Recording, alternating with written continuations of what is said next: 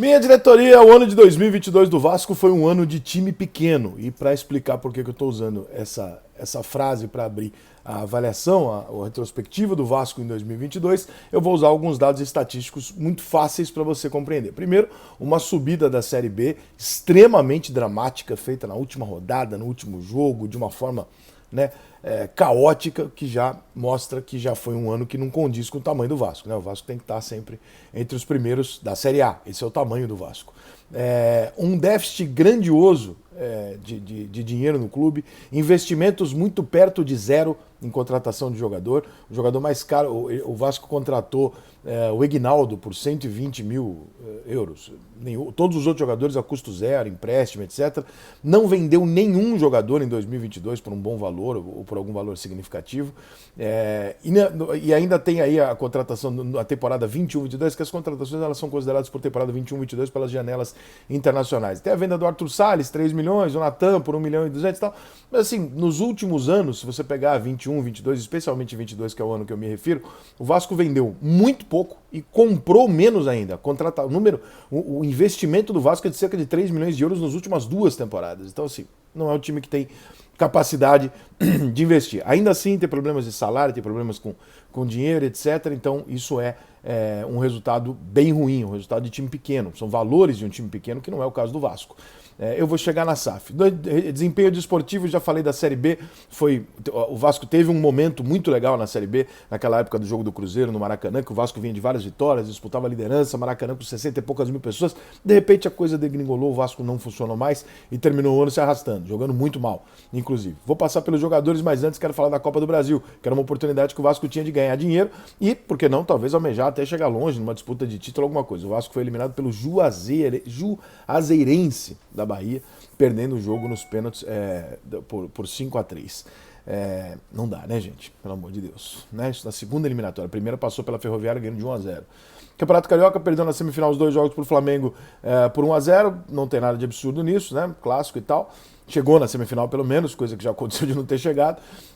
E aí veio a única boa notícia pro torcedor do Vasco durante a temporada, que é a 777 ter entrado, o Vasco ter virado uma SAF e, portanto, gerado a expectativa de que o Vasco possa, nos próximos anos, pagar suas dívidas, comprar jogadores e ter uma reformulação estrutural e política no clube, que é uma bosta. A política do Vasco é uma tragédia, né? Então, agora não vai haver mais tanta intervenção política, em tese, e sim um clube com dono, etc, etc. Então, essa é a grande novidade do Vasco. Desempenho dos jogadores do Vasco. Vou pegar aqui pelo plantel do Vasco o número de partidas dos jogadores para você ter ideia do qual o time base que jogou em 2022 pelo Vasco, tá? Edmar jogou 50 jogos, Thiago Rodrigues, Anderson Conceição também, esses 3 jogaram 50 jogos. Gabriel Peck, 47, Lucas Figueiredo, 46, Raniel, 46, Nenê, 45, Yuri Lara, 40 e o Andrei, 36. Então, mais ou menos aqui você tem uma boa base do time do Vasco na temporada de 2022. Esses foram os jogadores mais usados na temporada. O artilheiro do time foi o Raniel com 16 gols, nenhuma assistência, e o destaque foi de novo em números o Nenê, com 12 gols, 9 assistências, mais 10 cartões amarelos, Nenê? Onde é que tu foi arrumar 10 cartões amarelos? Tu joga lá na frente, pô. O Nenê é o jogador do Vasco que mais tomou o cartão amarelo junto com o Quinteiro. 10 cartões amarelos durante a temporada, sendo que não é uma função. Né? É curioso, né, o Nenê. O Nenê foi substituído 29 vezes, jogador que não aguentava jogar o tempo inteiro, entrou uma vez só, normalmente começava como titular e tal, e acaba sendo no final do ano, mesmo com o Andrei sendo a grande revelação, mesmo com alguns meninos ali tendo aparecido melhor e tal, o nome do Vasco na temporada 2022 ainda é o Nenê, de 41 anos. Gente, esses números todos que eu estou dando aqui são números de time pequeno. Seu principal jogador é um jogador de 40 anos de idade. Só dificuldade de subir da Série B para a Série A. Uma eliminação ridícula na Copa do Brasil. Nenhum tipo de investimento, nenhum tipo de grande venda. Ou seja, são números de um ostracismo, de um time que está estagnado. Ele não está nem apresentando uma melhora, nem jorrando da base muito dinheiro, né? Nem contratando jogador e buscando investimento. Os seus principais jogadores não são jogadores nem que ele contratou e nem formados por ele. O principal jogador foi o Nenê, que é o jogador em final de carreira.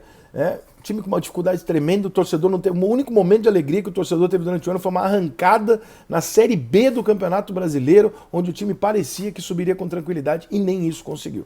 Então, é um ano para o vascaíno deletar da memória. Claro que dá para imaginar que, se o Vasco se ajeitar com a 777, vai ser um ano histórico, porque entrou a 777.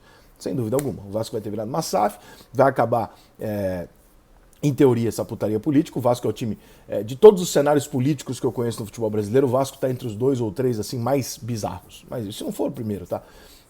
Todo time tem muito problema político e tal, mas o Vasco é uma loucura. O Vasco não consegue terminar uma eleição, toda eleição do Vasco vai para a justiça. O Vasco não tem uma vida aceitável de clube grande há muitos anos. E esse ano foi só mais um reflexo. O torcedor do Vasco espera que esse seja o último em virtude dessa venda para 777, que é o único ponto positivo que o vascaíno pode tirar desse ano. Vai tirar que fala assim, gostei do Peck, gosto do Andrei, gosto desse. Ninguém sabe se vai virar ou se não vai, né? São garotos e tal, não estamos falando de nenhum Neymar, estamos falando de bons jogadores, claro, mas não rolou. Tá? Os jogadores que o Vasco trouxe achando que poderiam resolver o problema também não estouraram. Treinadores o Vasco trocou e também não funcionou. Então, vamos ver como é que vai ser para essa temporada. Já veio o Pedro Raul, devem vir novos reforços do Vasco, tá fechando com o Léo Pelé, zagueiro do São Paulo, que era lateral esquerdo do Fluminense do São Paulo, virou zagueiro, é bom zagueiro, mas o ano de 2022 não dá para o vascaíno ficar muito feliz não.